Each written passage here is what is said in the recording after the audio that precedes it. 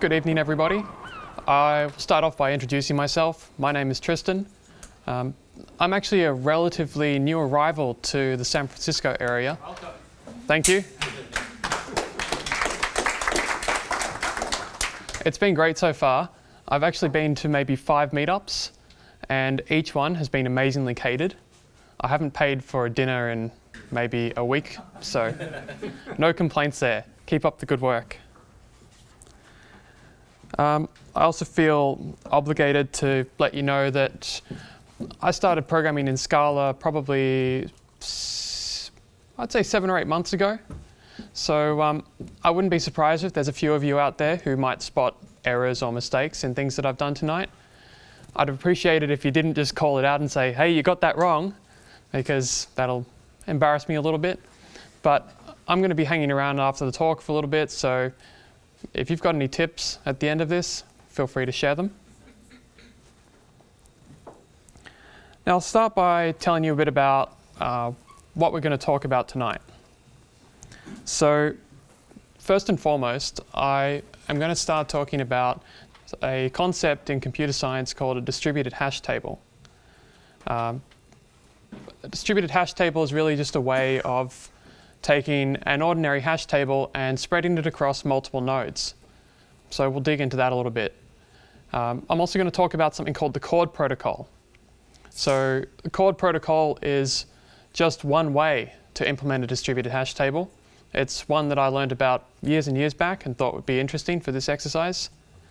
And we'll dig in a little bit into how that protocol works, just in terms of its algorithms. Then we'll jump across to a demo app. So, what's motivated this is that I have actually been writing code, figuring out how all this works, and trying to take best practices, patterns, and lessons from that I could share with the Scala community. Once we've seen the demo, how it works, we'll have a bit of an intuition for Chord and how it works to implement a distributed hash table. We'll actually look at how you can take a protocol like Chord and actually model it as an actor system. Then we'll look at some Akka patterns, so just ask and pipe. A lot of you are probably familiar with them, but I thought they're worth sharing because for a long time I wasn't. And then we'll finish up with some closing remarks, a few useful resources. So let's jump into it. The first thing I wanted to do here was to do a quick Akka refresher. Last time I delivered this talk, not everyone in the room was really familiar with Akka. So I really just wanted to introduce 2 core concepts. First is that Akka is a framework for building concurrent, distributed, highly resilient, message-driven apps. So that's a bit of a mouthful.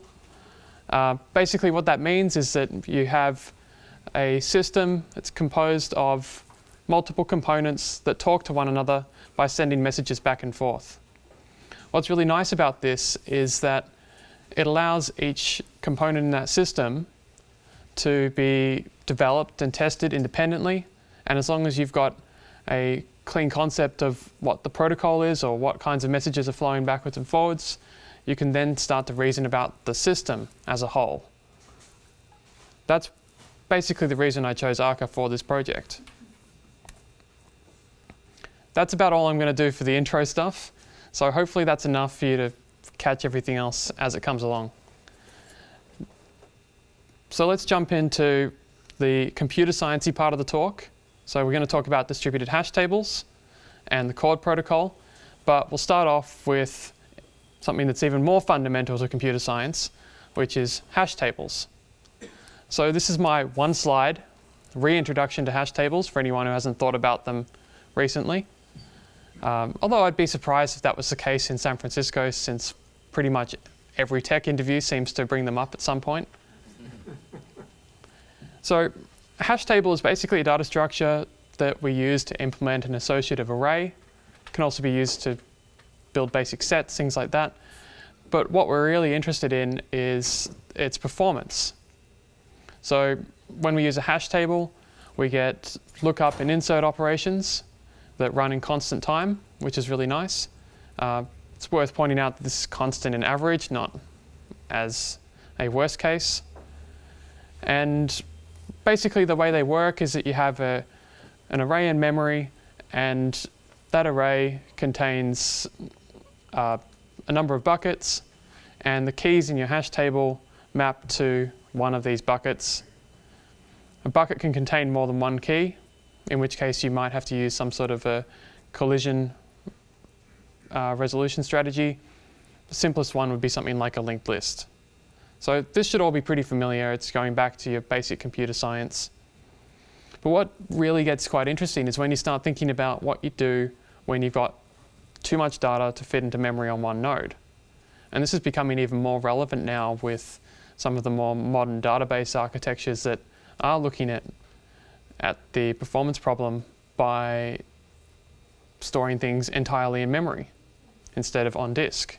Instead of going back to data structures like B trees, which were the bread and butter of relational data stores, we're now starting to look at what happens when we just put it all in RAM.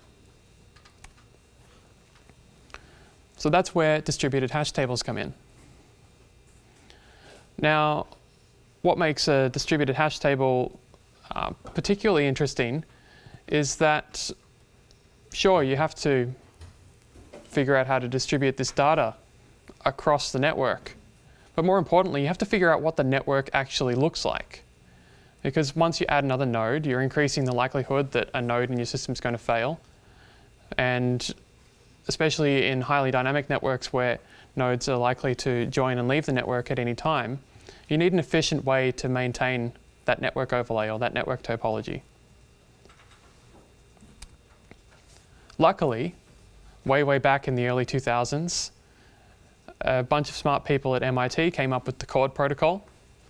So the Chord protocol is basically a set of algorithms and a protocol specification for how to maintain that overlay network. It provides one core operation, which is to figure out who the owner or which node is the owner of a given key in the network, and that's all it really does for us. But how it does that is really quite fascinating. Key features are that lookup operation is logarithmic in the number of nodes, so that's a nice quality. And network stabilization, which is how Chord figures out what the network actually looks like, is an entirely asynchronous process. So it's constantly happening in the background, and while that's happening, the application layer can still use your overlay network as though it's completely stable.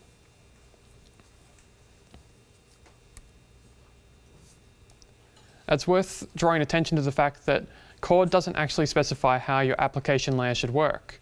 So, as I said, it gives you a lookup operation, but that's not a lookup operation to say, get me this key. That lookup operation is to say, tell me who might have this key. Tell me which node is responsible for this key.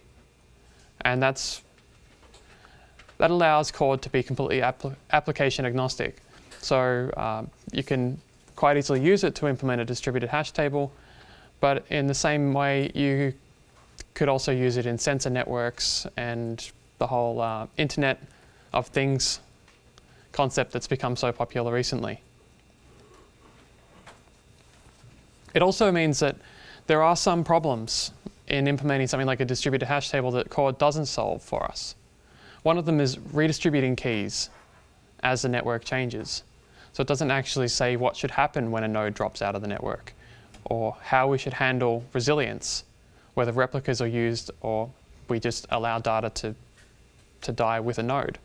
And that really is stuff that's application dependent, so it seems like the right decision.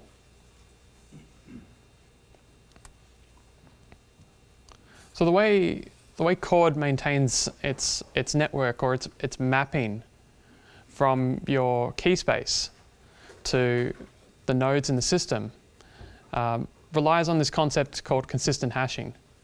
So anyone who's played around with memcache may be familiar with the concept because it's one way of configuring a memcache cluster so that it can handle failure of a node in the cluster. What it does is it says, given a key space that is consistent, so the size of the key space can't change, so typically we'd say is 4-byte integer key space, so roughly 4 billion possible keys. And what we do is we create this concept of a ring, And each key in the key space corresponds to a place on that ring. And then the nodes in the network are randomly placed around this ring based on IDs that they have and take ownership for a segment based on where they are. So in the case of Chord, and if you look at this diagram, we've got 4 nodes on this ring. These are highlighted in blue. And each of these nodes is responsible for keys going all the way back from its own ID, so taking 3 for example, all the way back to 15 back here. And in consistent hashing, this mapping wraps around, so you can see here that although 3 wraps back past 0, it's still responsible for 15 over here. And then if we wanted to go further, we have a node at 14 here, which is responsible all the way down to 11. So in Chord, these nodes that are responsible for all of those nodes there are often called the successor of all of those keys.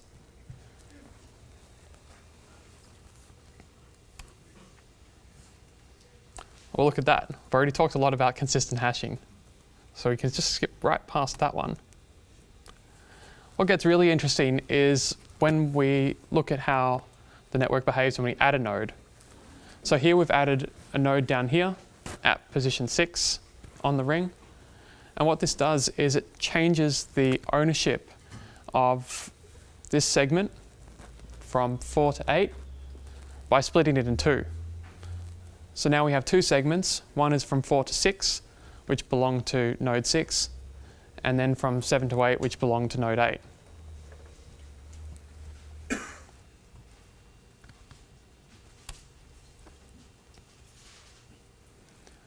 So with that ring concept in mind, let's revisit the lookup and insert operations in a distributed hash table and think about how they would work. So like an ordinary hash table, we have a hash function, and that's actually what we're using to figure out where on the ring a key should go. We actually use the same hash function for both the keys that we're storing in our hash table and for coming up with the IDs of the nodes on that ring. So going back here, say we had a string, say it was hello, and it mapped to node 4. We're actually using the same hash function, perhaps on the IP address of the node that corresponds to node 3 here. And that ensures that everything is mapped consistently to the same key space.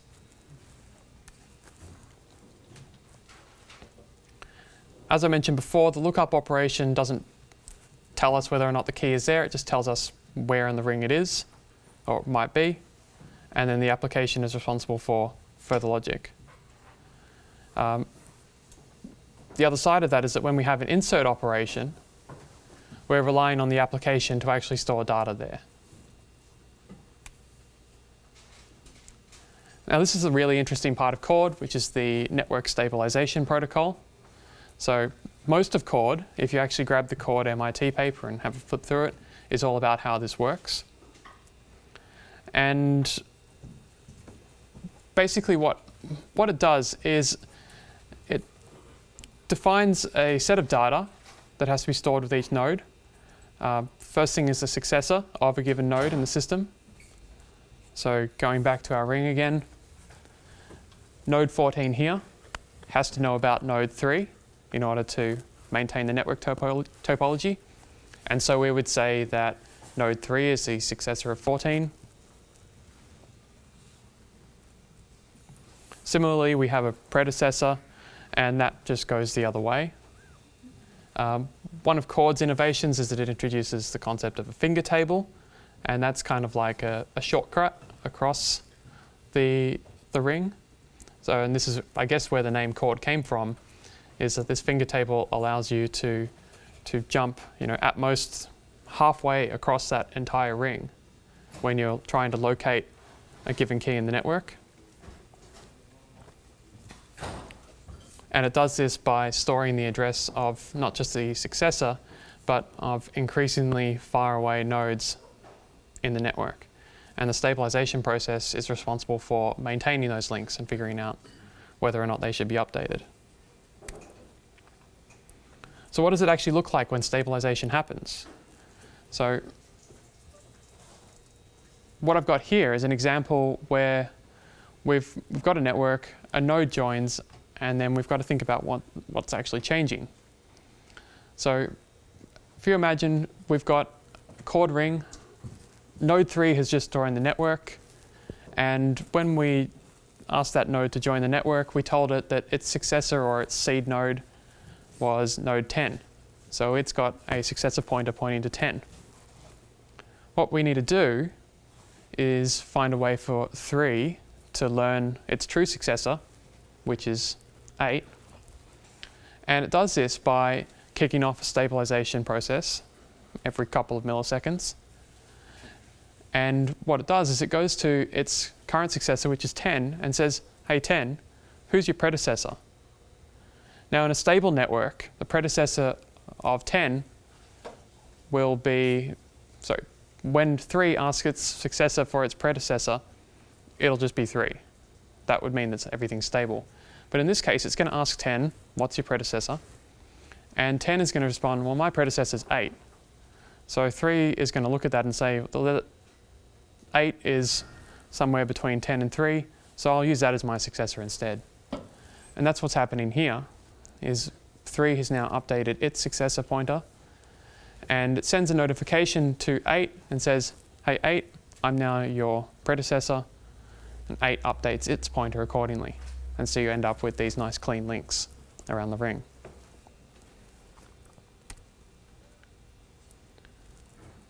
Now the Chord paper itself introduces a handful of algorithms that all work together to achieve stabilization, but the focus of this talk is just on the core stabilize operation.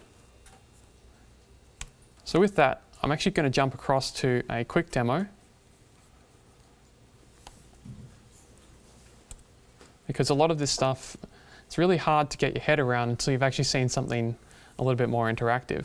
And that's part of the reason why I started coding it, is it's all well and good to read the paper, but it was actually getting it up and running and seeing how it behaves with a real network, or at least a small demo network, that gave me a better intuition for how it works.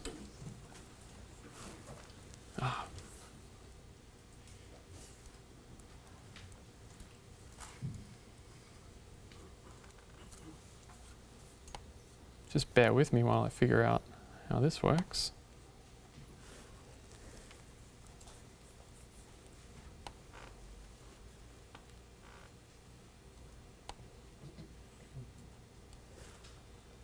Awesome. Tristan, I just noticed the screen capture here. Can we start another one really quickly, especially for this demo part? Sure. Thank you. So, just save that one really quick. It should save just a second. Thank you. This is an important part of the video. Thank you all. What's a demo without a technical failure of some kind? All right, so file. Looks like that's saved. New screen recording. Click that. Click the screen. Thank you. All right, we've got it. Now, hopefully everyone will be able to read that. Does anyone need me to increase the font size at all?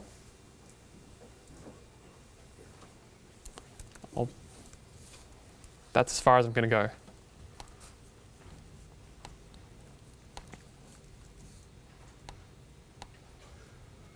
So as I mentioned, I've written a small demo app to actually explore some of the concepts here. This is what motivated the talk. And this is all code that I've put up on GitHub. The project is called Cordial. Just punny, I guess. And I encourage you to go and have a look at the code. I also encourage you to star it, because I really like getting stars on my GitHub repos. You can do that now if you like. But what you'll find if you go to the Cordial repo is a small project, and it's basically two parts. One is a core, which is the actual chord part of my implementation. So if we dig down into this, see, it's basically just a handful of actor classes. I've got an actor class for each of the algorithms that I've implemented in the Chord protocol. I've got one for a node. Then I've also got one called pointers, which I'll talk a bit about later. But I'm not going to jump into code for the demo here because it'll just be too difficult to follow. The other half of this code base is the actual demo subproject. The demo subproject is just a little web app. So if I bring this up, I can send call requests to it that will allow us to see how a small Chord network would behave. I can tell it to create a new node, to create a new one using a particular node as a seed, and then I can use a web UI to actually see what's happening with that. So what I'll do is I'll just get that up and running. So this was actually a fun little distraction in this project because it gave me an excuse to see how the spray library worked, which is one I hadn't played with before. And I also got to play with D3, which was nice, because I really wanted to have a more visual representation of what was happening in the network. So it gives us actually a kind of RESTful API, which is nice. So if I do a GET request on the nodes collection, right now it's empty because this network has no nodes in it. But I can also post to it, and this will just create a new node. And so you'll see what's happened here is a node has jumped into the network, and it's all on its own. That little line that's jutting out from it is actually a chord from this node to itself, because right now it is its own successor and its own predecessor. So we can't actually see what's going on with that link. You'll notice here that when we posted to that collection, we got back a little chunk of JSON that tells us what its ID is, and its successor, and that it's active, which is good. We wouldn't want it to be inactive. So we can now post another one, and we'll tell it to use 12 as its seed. So now we end up with another node in the network.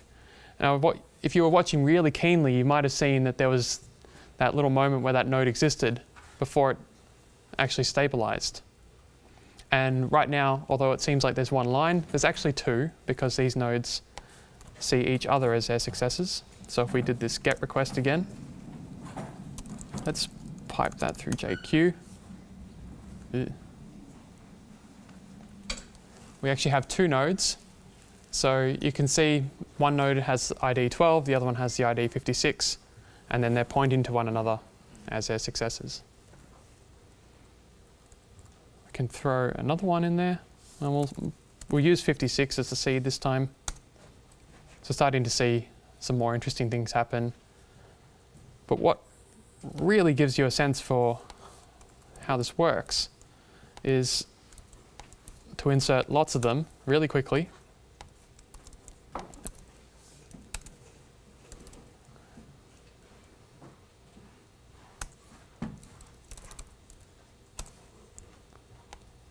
So it's getting a little bit busy, but this is actually a Chord network stabilizing with a whole bunch of fresh nodes. They're all talking to one another and figuring out where they fit into the network topology based on their IDs and on this ring. So we're actually missing one to make that just perfect. So let's get that in there. And we'll just wait for this guy to catch up. Okay, that satisfies the perfectionist in me. So hopefully that gives you a bit of an intuition for what's actually happening when a Chord network stabilizes. These nodes jump in there, they have their successor, it might be wrong, but then they talk or gossip amongst themselves to figure out where they actually fit in.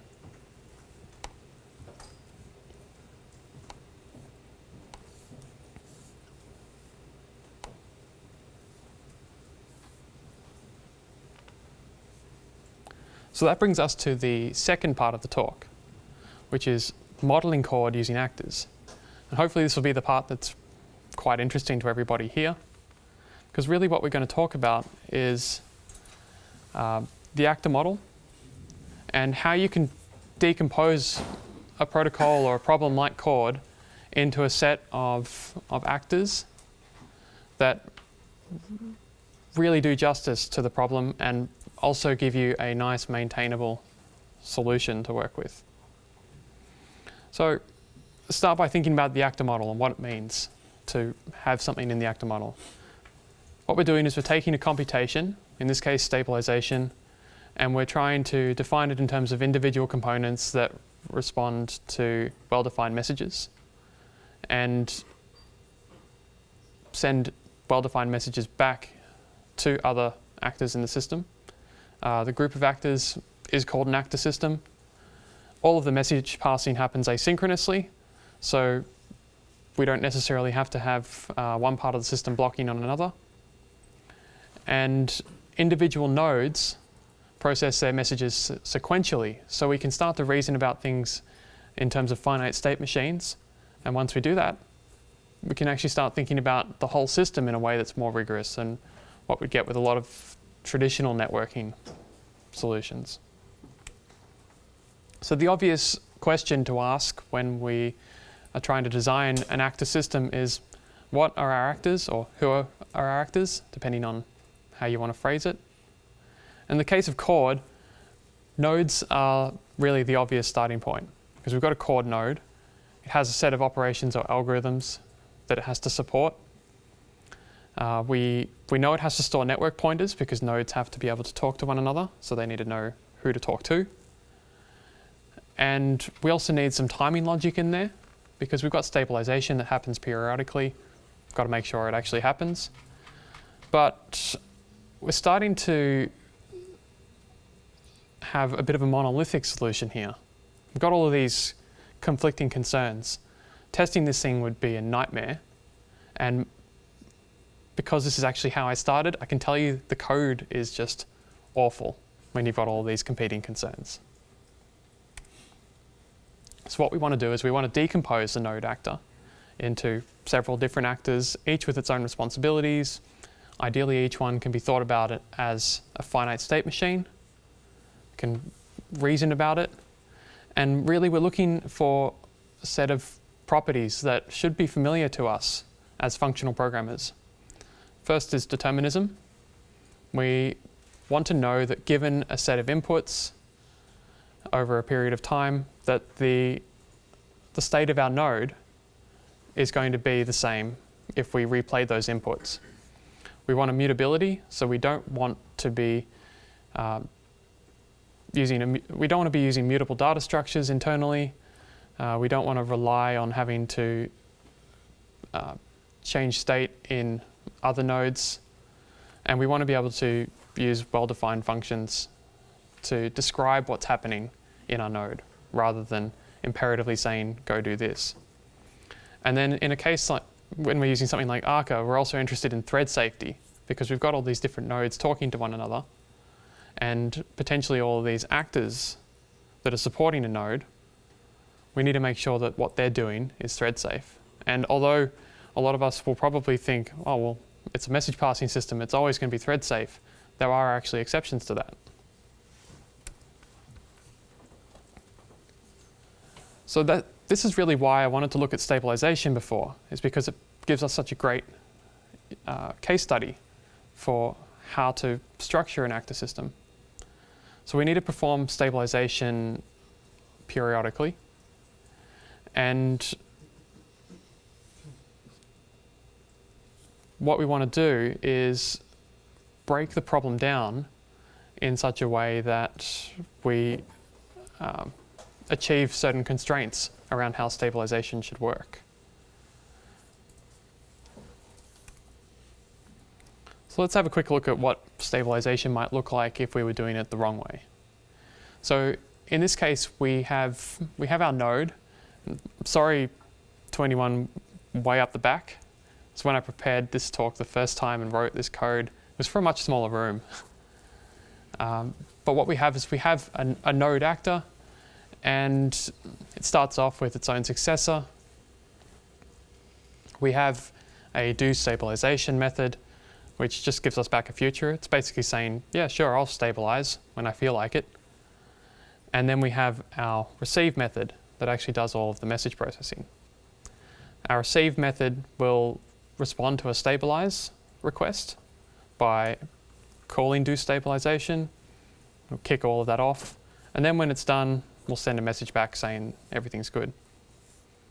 You'll notice down the bottom here that we have a scheduled message that we're sending to self.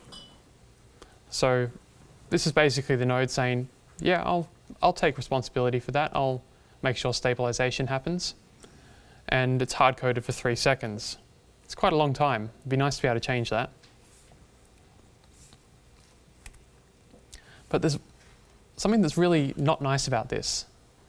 And that's that actor state should only really ever evolve in response to messages received from the outside.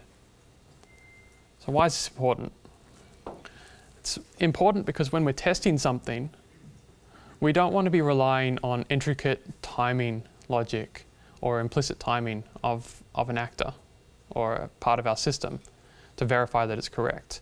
It makes our tests brittle, and even worse, it makes them hard to code. So maybe the tests aren't even correct.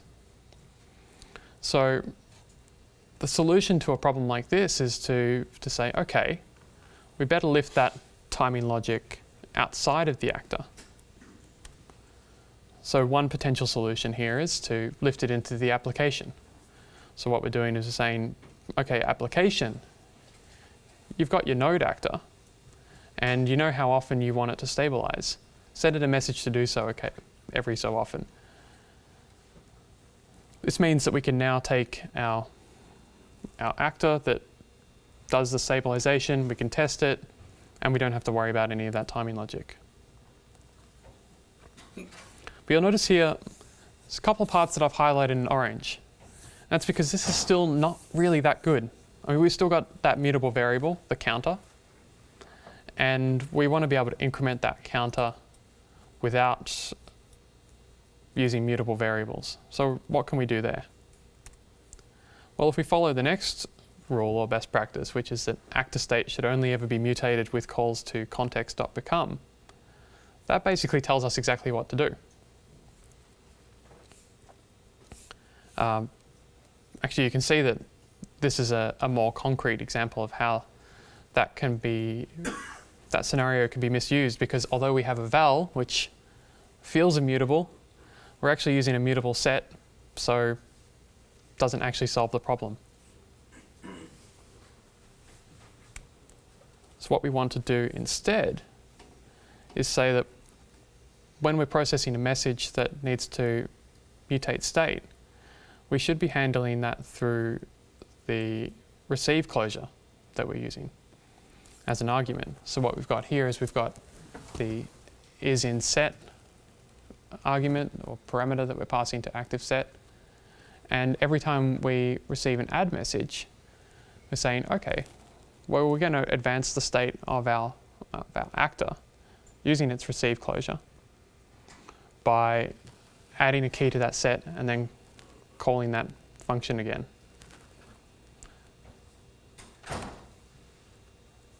Sorry.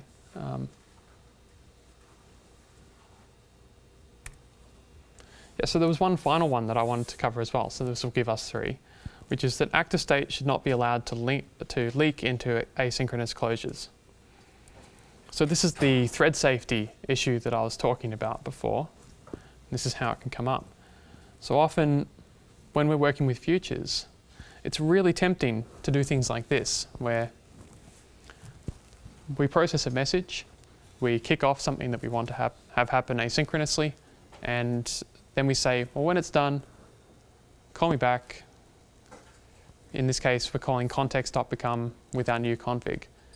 But this is a really dangerous thing to do, because although we can call context.become, this future may actually be executing in another thread. It may not be on the main thread.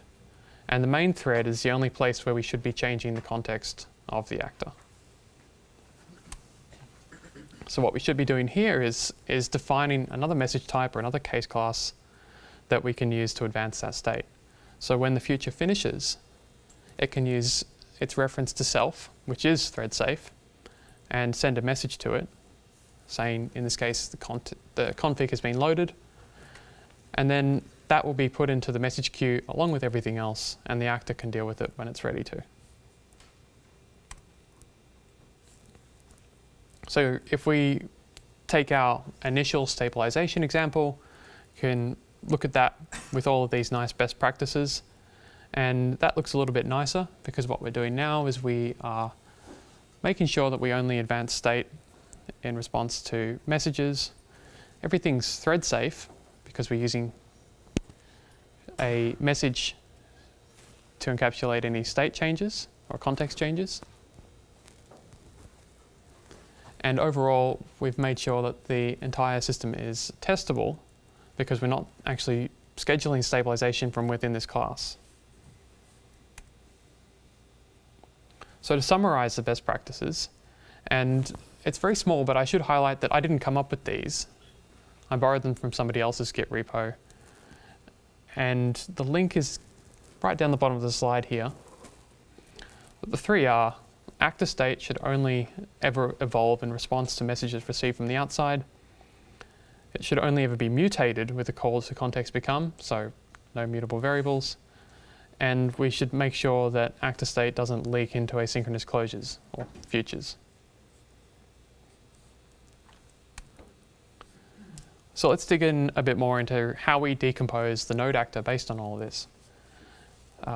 So first thing we do is we lift stabilization into its own actor, because that's a big chunk of logic that we don't need in the node.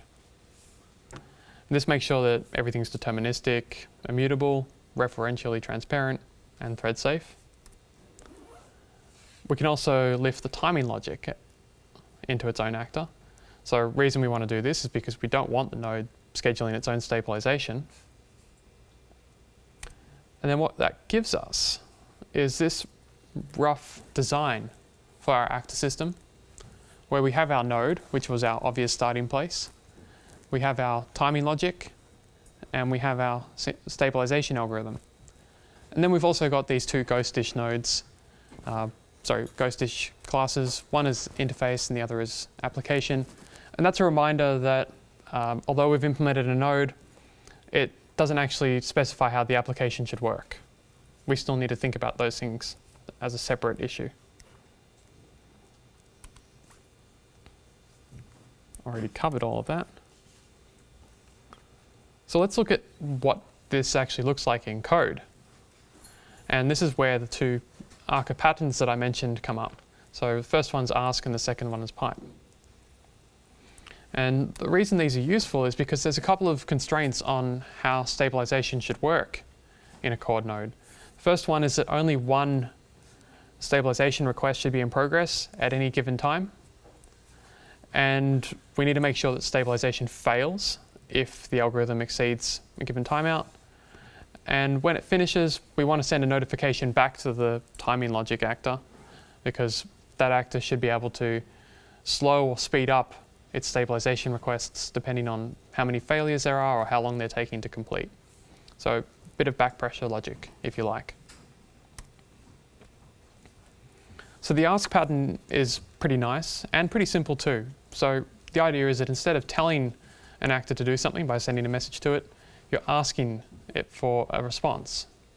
You still have to send it a message, but what you're saying is, okay, I send this message to this actor, and now I'm just going to sit here and wait until I get something back.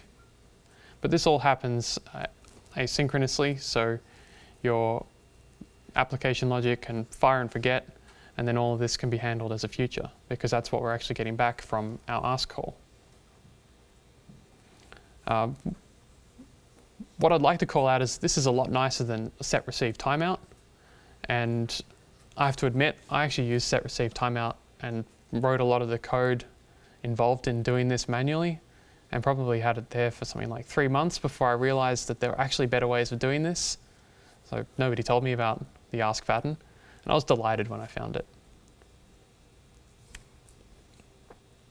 So this is actually what it looks like in code.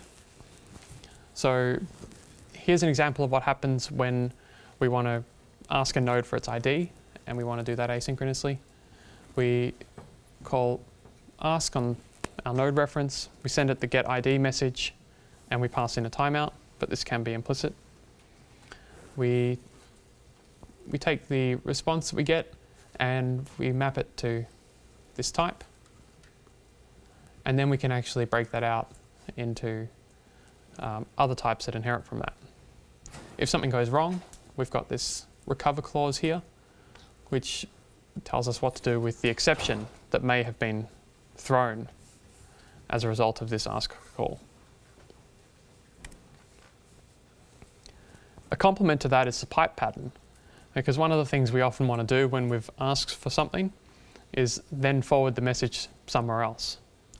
So this fits really well into the request response model that I've used with this Chord implementation, because when I kick off one of these algorithms, I eventually want to send a response back to the client that asks for that algorithm to be executed. So we can combine these quite nicely, and in the interest of time, I'll just jump straight to the code that we get from that.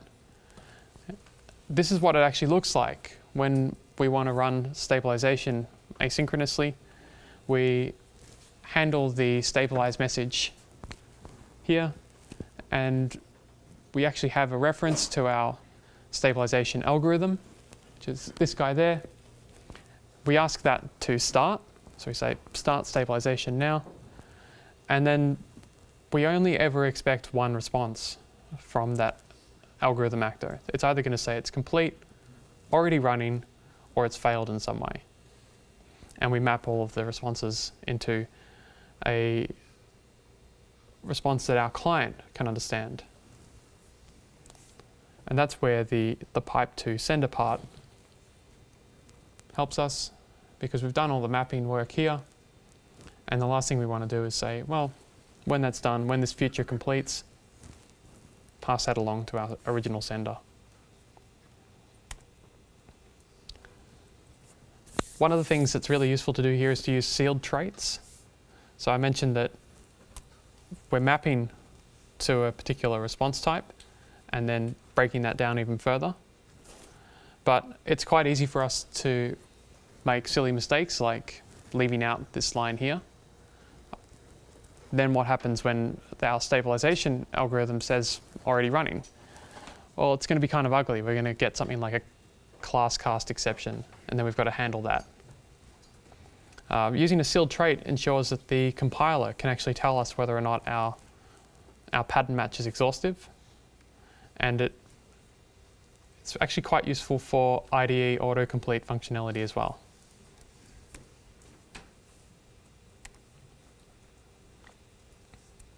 Now, you don't have to read this whole slide, but I wanted to finish up with a really interesting edge case that came up after I'd implemented the stabilization algorithm and started tinkering with how the network behaves under weird scenarios.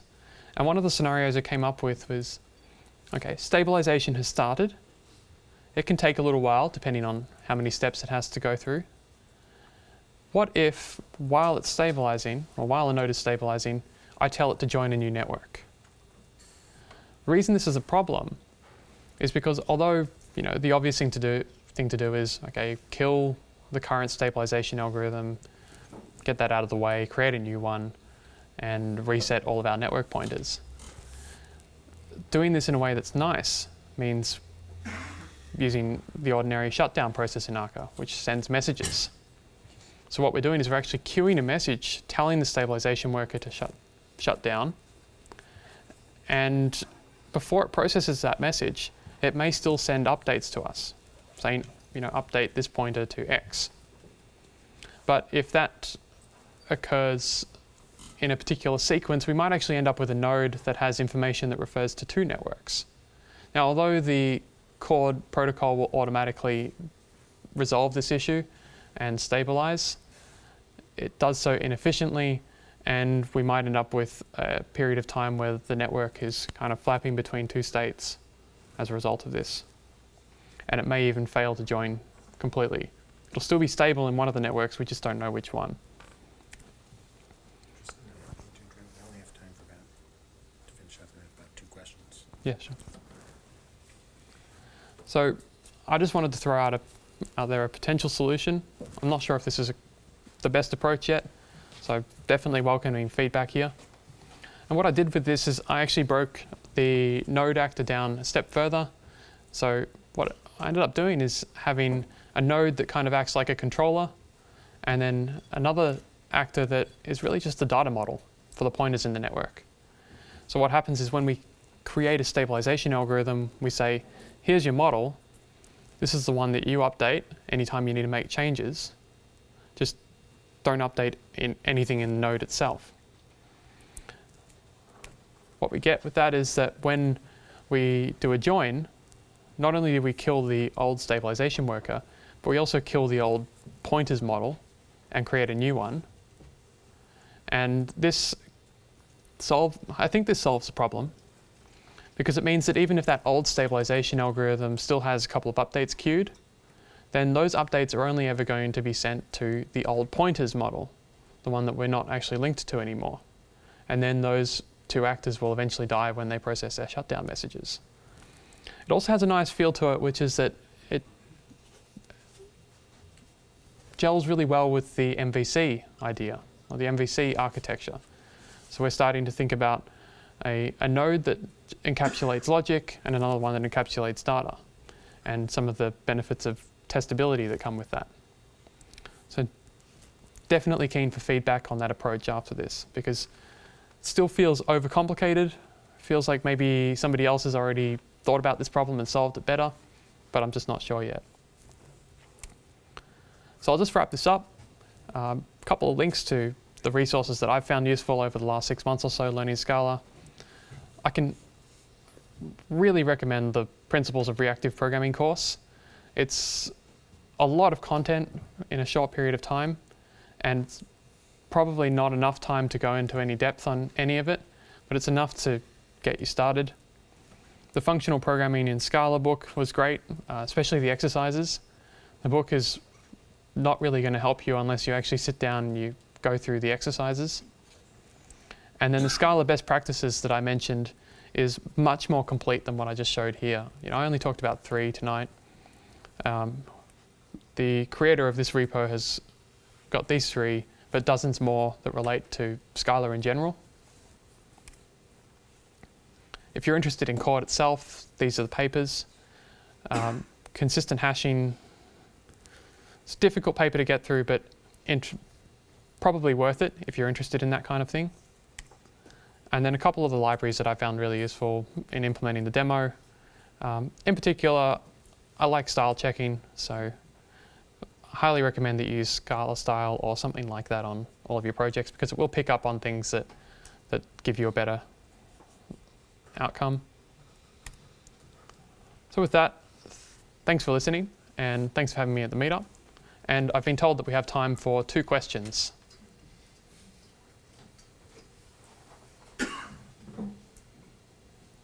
Yeah. It seems like most of your actors are finite state machines. There's probably like a finite state machine specification for the different components in the original paper.